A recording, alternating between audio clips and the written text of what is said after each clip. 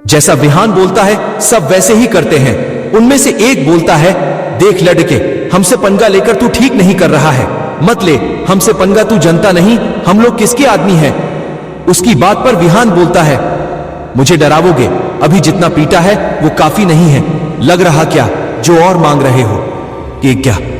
चारों में से एक फिर बोलता है, हमें जानो दो, हम फिर कभी इस लड्डाचकी को तंग नहीं करेंगे। विहान उसकी बात सुनकर उन्हें घूरते हुए बोलता है, सिर्फ इसी को नहीं, कभी किसी लड्डाचकी को मत छेड़ना। उसकी बात और गुस्से को देखकर सब जल्दी से हां में अपनी गर्दन हिलाने लगते हैं। जो फिर विहान उनके हेड से पूछता है, तुम्हारा नाम क्या है? वह बोलता है, छमछम। अच्छा चमचम, तुम काम किसके लिए करते हो? वह बोलता है, धीरू भाई। अच्छा अब तुम सब मेरे 3 गिनने से पहले निकल जाओ। और वह गिनता है 3। इतनी जल्दी? 3 सुनकर चारों गुंडों की तो हालत ही खराब हो गई थी। अरे भाई, क्या तुमने ही नहीं बोला था कि तुम 3 तक गिनने वाले हो, तो सीधा 3 क्यों बोल रहे हो? हम गुंडे हैं तो क्या समझा है कि हमें गिनती नहीं आती होगी? अरे पढ़ाई किए कोई गुंडा भी नहीं बन सकता है भाई। उनके ख्यालों से अलग विहान फिर से बोलता है, 1, 2 और 2 में ही वो चारों काफी दूर चले थे। विहान उस लड्डी डीएचकी से पूछता है, तुम्हारा नाम क्या है? मेरा नाम स्वाति है बाबा। उसके मुंह से फिर से खुद के लिए बाबा शब्द सुनकर विहान बोलता है, अरे यार तुम मुझे बाबा क्यों बुला रही हो? क्या मैं तुम्हें कोई 60 साल का बूढ़ा दिख रहा हूं? स्वाति उसे और ध्यान से देखती है और बोलती है, नहीं, लेकिन आपने जो यह माथे पर अजीब सा टिका लगाया हुआ है और तो और गले में रुद्राक्ष की माला भी पहनी हुई है, तो उस हिसाब से तो कोई भी आपको बाबा ही बुलाएगा।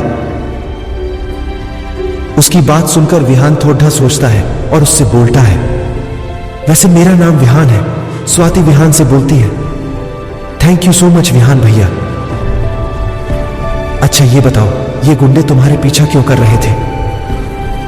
स्वाति उसको बताती है, हमारा एक छोटा सा ढाबा है, उसमें केवल मैं और मेरी दादी ही रहते हैं, और वो जो गुंडे थे ना, वो पिछले 1 महीने से हमारे ढाबे में आकर खाना खाते थे और कभी पैसा नहीं देते थे। और आज तो हद ही हो गई, पहले तो चारों ने खाना खाया और बाद में काउंटर में से सारे पैसे भी ले लिए। मैंने उन्हें रोकने की कोशिश की तो ढाबा का सारा सामान इधर उधर फेंकने लगे और बोलने लगे कि आज इन पैसों के साथ तुझे भी लेकर जाएंगे। उसकी बात और हरकतों को देख दादी ने मुझे किचन के रास्ते से भगा दिया और बस वो लोग मेरा पीछा करने लगे। विहान तो केवल एक बात ही सोच रहा था, ढाबा, खाना, काम। विहान उसे बीच में नहीं रोकता है और उसकी बात पूरी होने पर उससे बोलता है, क्या मैं तुम्हारे ढाबा पे काम कर सकता हूं? देखो मना मत करना, मुझे काम के बदले रहने और खाने के अलावा और कुछ नहीं चाहिए, एक भी पैसा नहीं। उसकी बात सुनकर स्वाति ने अपनी आंखें छोटी कर उसे देखने लगी और खुद से ही बोली, कपड़े तो फटीचर जैसा पहना है, लेकिन घड़ी तो देखने में काफी महंगी लग रही है। देखने में भी ठीक ठाक ही लग रहा है और लड्ढाई भी अच्छे से कर लेता है और काम ढाबे पर करने के लिए बोल रहा है, वो भी बिना पैसों के बहु। स्वाति उससे बोलती है, अच्छा ठीक है, लेकिन मुझे दादी से पूछना पड़ेगा। जब विहान स्वाति के साथ उसके ढाबे पर आए तो एक बूढ़ी औरत जो कि 29-60 साल की लग रही थी, सामान को इधर उधर से एक जगह पर रख रही थी। जब स्वाति ने अपनी दादी को देखा तो द्वार कर उनके गले लग गई और रोने लगी। दादी ने उसको चुप करते हुए बोला, शांत हो जा बच्चा, नहीं रोती तेरी दादी है ना। फिर भी स्वाति शांत नहीं होती और सिसकी लेने लगती है।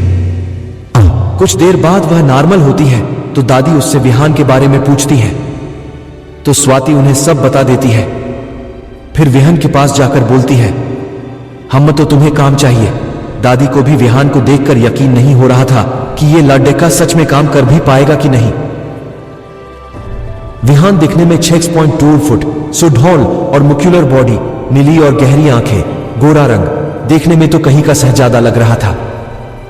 पर अभी जो उसके माथे पर टिका और गले में रुद्राक्ष की माला के कारण वह किसी तेजस्वी पंडित के जैसे लग रहा था। दादी उसके ऊपर सवालों की लड्ढी लगा देती है, कौन हो, कहां से आए हो, मां पापा का नाम क्या है, क्या क्या कर सकते हो। इतने सारे सवाल एक साथ सुन के विहान एक लंबी सांस लेकर बोलना शुरू करता है, मैं विहान हूं, मुंबई से आया हूं और मैं एक अनाथ हूं। और रही बात काम करने की, तो आप जो बोलेंगी मैं वो कर लूंगा। बस उसके बदले आप मुझे रहने के लिए जगह और खाना दे देना।